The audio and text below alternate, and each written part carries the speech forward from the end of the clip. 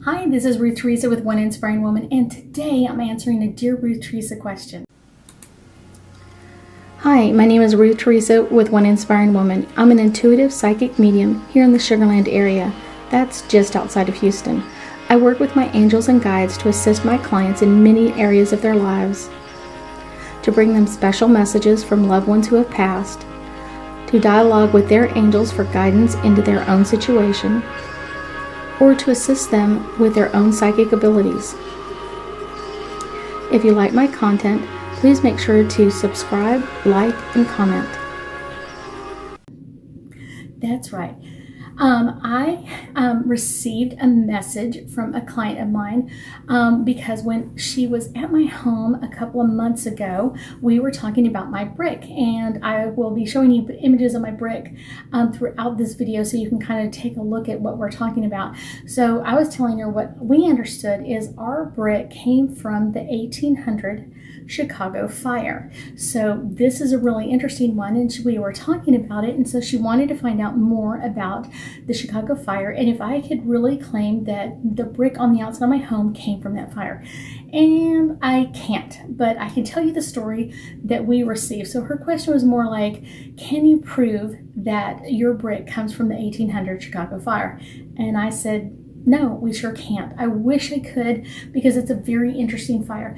But today, October 8th, is the 150th anniversary of the 1800 Chicago fire. So this is really interesting. So let's tell you a little bit about the Chicago fire itself. It happened 150 years ago. So October 8th, 1871, Chicago kind of erupted in this legendary fire. And supposedly where it got started from is a Mrs. O'Leary's cow kicked over a lantern in her barn, and it set the barn on fire, and it just kind of grew from there. So what I pick up psychically is that I feel like there was more intention with it than that, and I don't feel like it was a cow. So I feel like someone didn't purposely start the fire to hurt this many people or anything else. I just feel like someone threw down something and it caught the barn on fire, and it went from there. So really the 1800 Chicago fire started on October 8th, and they really got it under control about October 10th. It estimated killed more than 300 people, estimated $200 million in damages. Over 17,000 structures were destroyed over a 60 acre area. So kind of like in the center of town, everything was kind of destroyed, and it left over 100,000 people homeless.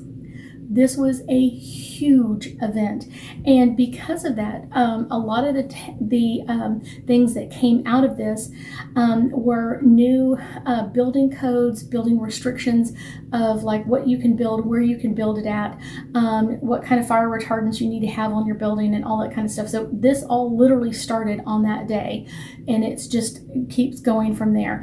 And it's kind of like our way of kind of keeping ourselves protected with so many people homeless and buildings destroyed and businesses just overturned.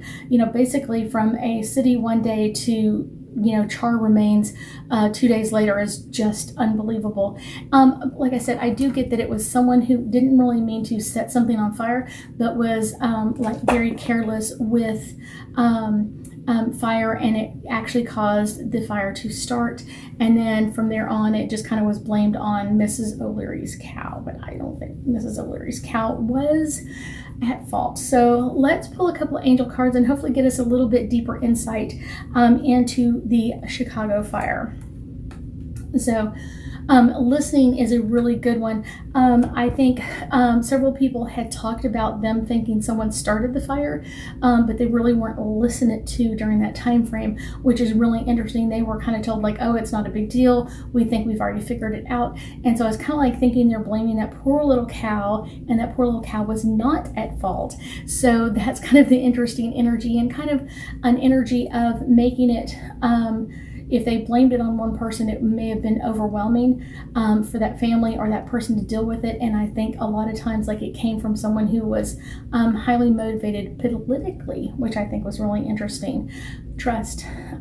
It's one of those, I think this is where people kind of put a lot of trust back in their city of like, you need to set this up to make it safer for everybody.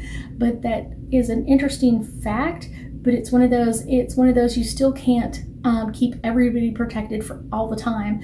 And I think a lot of cities during that time frame kind of really took on that energy of like, we need to make better rules, keep everybody protected. And I really feel like this is where it came from. Even today, people are trying to make laws where you can't do this or you can't do that, or even crazy lawsuits of, you can't put your foot in your coffee, or it's one of those, like, now all of that is kind of like, we need to make a law to make us safe from everybody else, or injuring ourselves. And I think this is where all of this came in from. So next card comes in with support. Our angels and guides are always with us. I know a lot of people during that time frame of the 1800 Chicago fire were looking for support, and they were looking for support from other people. But instead of necessarily looking at it from their neighbors, because a lot of their neighbors had been hurt by the fire and things had gone wrong, or maybe even homeless as like they were, or lost their home. It's one of those, people were looking for other people to come in and kind of save them in a way, and looking for that support in places that it shouldn't have been. Retreat. When something like this happens, it's kind of really a great time to kind of take a retreat and kind of really listen to the energy of what's going on, and how is this going to make it better for all of us, and how is this not. I think no one at that time frame had any idea how this would change 150 years down in the future. I think that's the cool part, is like, we make one little modification here, and then what does it become on the other end, or how does it make that change on the other side? I think that's the really cool part. Body care. I feel like a lot of people were injured during this. A lot of people were overwhelmed by this. Hospitals were burned down, and so basically people were triaging in the middle of the streets. And really, the town was still there, and they rebuilt things so quickly. I think that's the really cool part. So they were rebuilding very quickly, and trying to kind of do better for themselves. And I think that's the cool part about anytime a disaster like that happens. Even though it's not a natural disaster, people try to rebuild quickly. Soulmates. I know that there are many people, because of this, became married. I remember reading a story when I was a kid, and there were two people after the Chicago fire that would have never met normally, came together and actually were married because of the Chicago fire and what all that had happened during that time frame. Their families were kind of opposed to each other, but during this time frame, they had to kind of like lean on everybody to bring in support. And this cute little couple were able to find happiness and marriage as well. I thank you so much for joining me today, and I know that we'll be talking again soon.